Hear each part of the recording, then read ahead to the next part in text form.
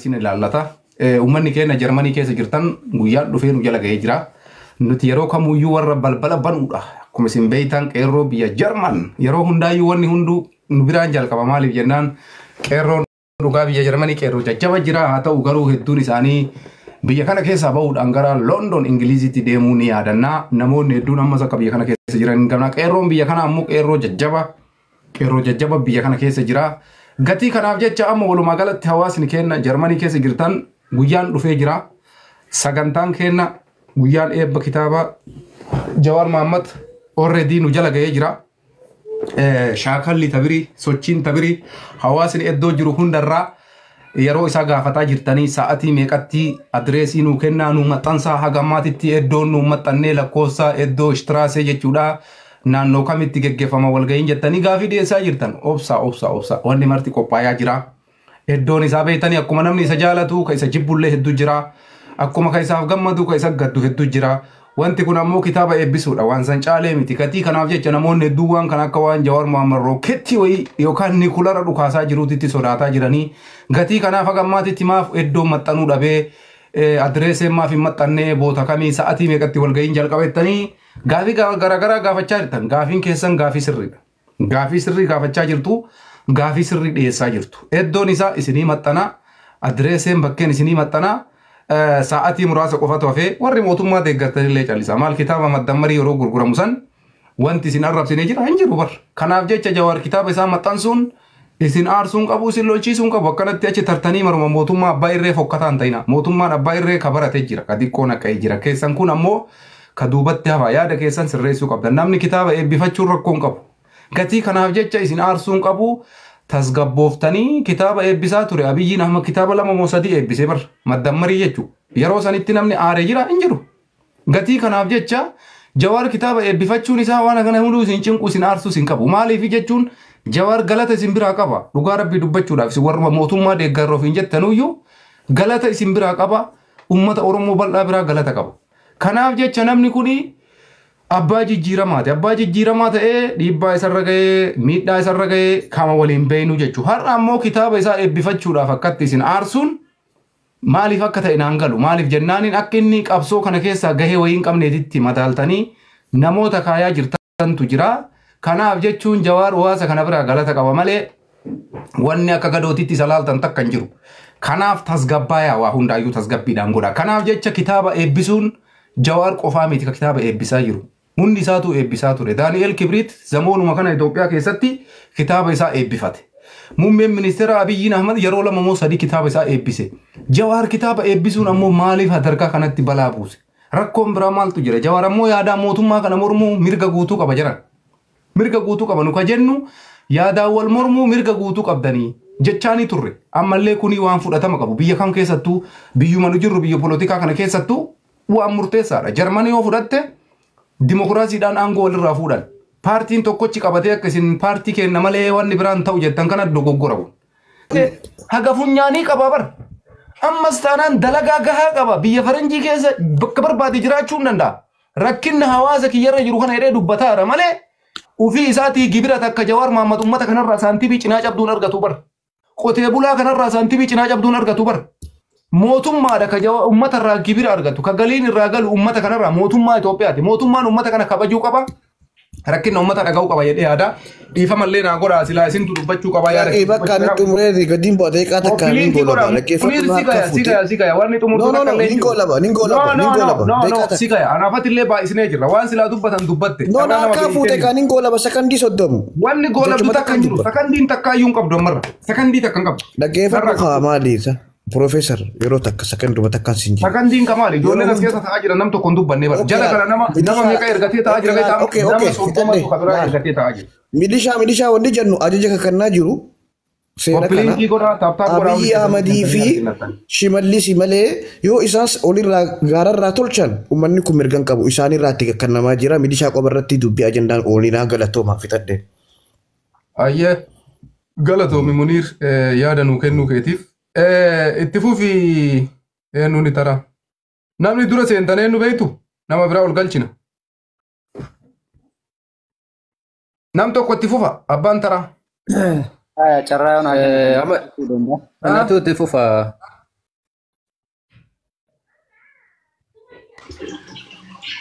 Oh ya ratu sini kena aja. Abdu nafakkat Orang kian Abdu yo dubbachuu waade anaan tutti fufare. Abdu dhageessa. Gisee tokko qoy mee jiraan dubbatash. Eshi abbaan Abdutti aanee ka jiru yeroo hundaa ka jedhu kan itti fufi. Ka footoo Jawaar ofirraa qabu. Baay'ee Amadi. Kompilingi taataa bora namoonni hedduu yaada kennachuu barbaadan yaadni keessan asitti dimokiraasiidha bilisa. Abbaa feete deeggari abbaa feete mormi. Mirga bulchuu qabda. Nama narrabsin yaada kee bilisaan rakkina hawaasaa irraa dubbachuu manni kenna banaadha jennufu itti deemu. Baay'ee namatti tola yaadichi yaada bareedaadha. Na waanuma dubbatamuu qaburraa dubbataa jirtanis hawaasni keenya baay'ee miidhamaadha. Innumaa beeki kana bichaa miti kan inni dubbate kana bichaa miti kan Jawaar dubbate miti. Baay'ee tokko beeki hawaasni miidhamaadha. Na kanarratti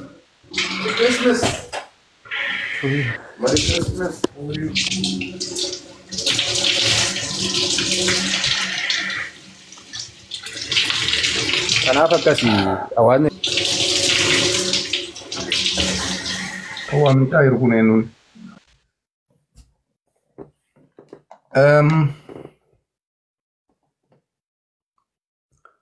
Koppilinki godha jaalata itti fufi jaalata jirta. Jaalata ana dursana fakkaate. Okay itti deem. Ulfaadhu carraa nu kennu keetiiti. Jalqaba irratti warroonni Jawaar qeeqan warra akkamii yoo jennee ilaalla ta'e faarsitee bultoota warra faarsee bulu fakkaatee bula. Gaafa jalqabanni lafaa ka'ee gara qabsoo dhufullee warri faarsee bulaan kun akkasuma ture. Har'arlee jarri haaluma san keessa jiran ni faarsuu ni fakkeessuu haqaata argitu kana odoo maata argitu barsiisuu bani. Ni argitu siin jedhan ijuma kee ka qara qabu kana qara hin qabduu siin jedhu. Kanaaf uummanni keenya rakkoo keessa jira ayyee rakkoo keessa jira.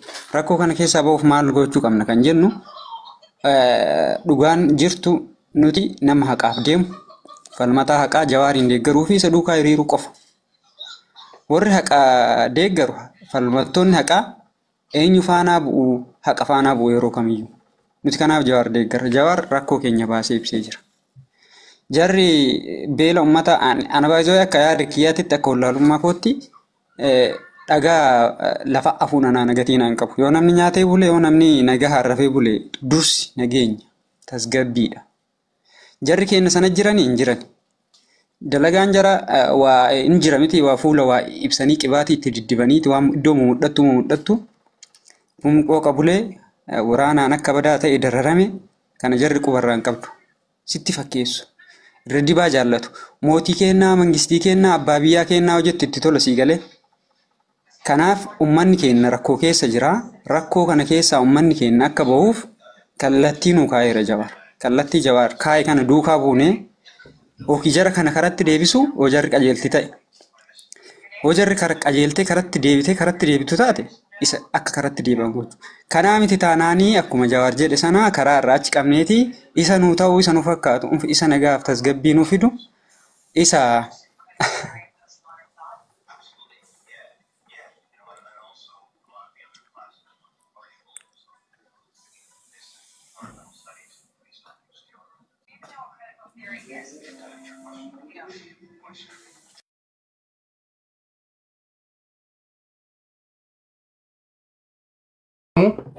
namni biraa itti fufa sagalee hin dhagamu waan ufi Sufiyaan immoo waan ufi itti taran.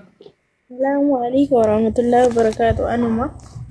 Yaa takee nu gaggaba fidanii taalama koppiliin kitaabaa godha yaa jamaa warri jala jirtan. Akkam jirtu maal fakkaattan? Yaanni kiyyallee yaanni baay'eetu ka'e haa ta'u garuu iyyuu waan nama quuxxee dubbachuudha. Waa'ee mootummaa kanaa irratti namoonni Jawaariin qeequ sammuu isaa inni nuyi qeeqamaadha. Nama akkami akka jiru ofi hin beekne nama maaltu duubaan nu dhufaa jira maal uf duuba dabarsine maaltu uf dura nu dhufaa jira nama ofirratti hin yaalle jecha. An akka mataa kootiitti amma irra saamsanii torbee tokkoof diiganii jecha obboleessa kiyyaarra magaalaa Dodolaas Arsii Lixaa suuqii homaa bakka bu'uulee hayi bakka bu'uusuu fi hidhaadhaaf ka'anii jecha ofirraa diiganii jecha osoo isaa ittiin dhufin balbalajjaa siigalaami sanuu diiganii yoo dandeette irra ijaaruu yoo dandeenye gannuu dhiisedhanii lafa kun lafa kana gannuu gadhiistaa jedhanii mootummaa gadhiifama galii mootummaa ta'a yaa obboleeyyan akira mootummaa kana sababu maaluma isaa arganii jedhee suuqii balbala jaha jechuun hin beektan akkami akka ittiin jiraatu yookaan warri kun qonnaa hin qabne isa irraa kireeffatee cinaa itti dalagatee cinaa nama tokko kennee irraa jiraata. Dammoo yoo gamoo irratti daandii bakki daandiidha. Daandii kana yoo gamoo kana ijaaruu hin dandeenye gurgurachuun hin danda'amu jedhan lafa. Gurguratanii osoo duubatti illee gasiiqanii bitatanii. Kana waan ta'e baay'ee nama dhiba mootummaa kana warruma isa faarsu kana waan sababu dhimmuma isaan inni isaan ummata kana dalagee isa faarsuuf wallaale harmee ga'e na boochisuu malee obbolaa kee na boochisuu malee nu boochisuu malee wanti inni nu godhe tokko hin jiru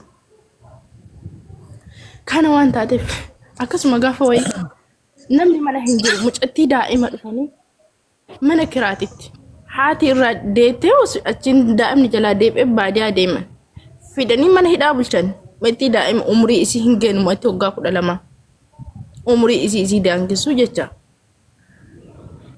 mee kana keessa mootummaa kana abiyyiidhaan jibbaa isaa osoo hin taane hojii isaa jibbin kana irra mee maal isa haa deeggarru Jawaariin kan uummanni eessa boqanne jedhe alhamdulillah jennee sagalee isaa dhaga'uuf baay'ee isa guban haga si jaalannu isa jibbuu geenne Jawaariin akkamiin nu gatee nu baqatee akkamiin nu deeggaruu dhabe akkamiin nu birmatuu dhabe hadha hoo sa'aatii sagalee isaa dhageennee jenne barreeffama barruu takkattiidhaan dammaqanii walgahii tantamaa waaman maali kaleessa hoo eessi jiran sa'aatii inni riphisa maaf dalaggaan dhaban maaf ufto'achuun dhaban shiginyi takkatti meeqa gabbaraa jedhaaran yaa obboleeyyan mee jedhistanii gandummaa ittanii hin fiigina Jawaariin mataa gaggalabbatu hin fiigina abiyyiin mataa gaggalabbatu hin fiigina hojii isaatu isa gaggalabbatee jira abiyyi yoo taate akka dhugaa rabbiititti harmeen teena boo'aa jirti xiqqaan boo'aa jira guddaan boo'aa jira rakkannee jira bakka seenuu dhabnee jira kireeffannee mana jiraachuuf hin dandeenyu kalees mana kireeffachuu dadhabnee hadha jiruu biyya ormaa keessa kushiinaa ormaa keessa gubataa jira. Oromoo ta'uu baadhee qaasan guddadhaa yoon faasikaa kunnoo hadaama lafa kenneef mootummaa Shimallis Abdiisati Oromoo miti wani amma booda gondoreen ta'anii deematan isinirraa fagaadhisan gondoree ta'a kun akka ta'an irsa dhabee qobaa koo kan algaa afadhee ciisaa halkanii guyyaadha Oromoo miti amma booda oduu Oromoo miiliyoona tokko as ciiftuun qobaa rafuu keettuun gaddine tunarraa bitatanii gabaasa nama narraa bitatu dhabeetan kun akkatti galgalaa ganama kun buna hiikan buna gurgururraa dhaabbadha fixa buna jabanaa duubaan ka'u galgalaa ganama buna dhaabbadha. Nani Oromoo dun ta'uu baay'ee qaatandaa Oromoo ta'uu baay'ee qaatandaa Oromoo ta'e falma seenee hafiisitti sila qaatandaa waan Oromoo ta'e fan ta'uu dhabe narraa hafte gabaan narratti akka nama deebitan amaaratti moggaasaa of kenna balaa ta'ee jootu.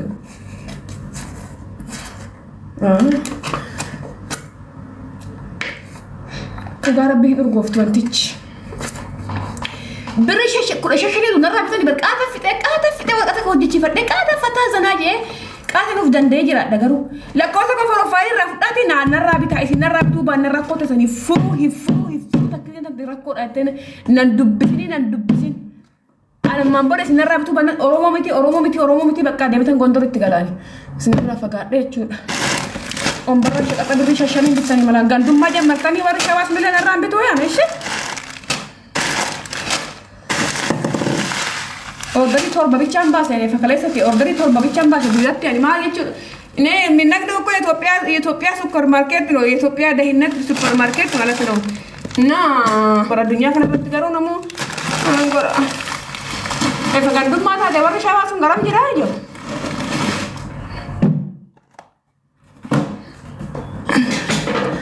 Mana kiraasan waan kaffala qaban nan kolfa kun asirratti lammatan kolfu ishee har'a ijibbaata keessanii kolfa har'a kolfa ijibbaata keessanii narraa bitu kiinginnatiin keessa ani guddaa debar yoo ani guddaa shawaa kiingee jiru ani guddaa de bakkana taa'ee tan guddaa shawaa kiingee taraa jira teesse maanna godhe shawaa kiingin kee narraa bitaadha profaayilii ko jira lakkoos kan ko jira narraa bitaa takkee fuula jeesi ijaan jeesi dhiyaatatti wanna fide hundaa bunuma bitee tan dhaaba fedhan paantii kan qaba paantii haalle miti gazu paantii maalle bunna hullum ነገር አለ በቃ ሁሉም ነገር አለ ሽሮ በርበሬ አለ ለባልሽ ፓንት ምን ይሄን ቦርሳ በርባደን ቦርሳ ሆና ገምት ኪዩ ማን ጉራኝ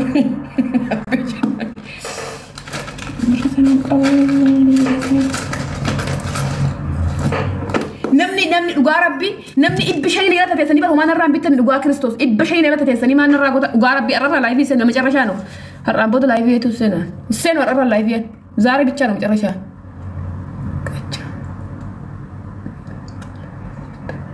dhugaa rabbi Kiristoos na hanyaatu dhugaa Kiristoos hinka imbitu arra ya macarrashaa no yalla kolfa sirriitti saaqu ዛሬ ብቻ ነው የመጨረሻ ነው ዛሬ ሁለተኛ አልመጣም ላይፍ ዱጋራ ቢንፍ ወለመት ዱፍ ነራን ቢተን ማርጎችን ሲንግረታ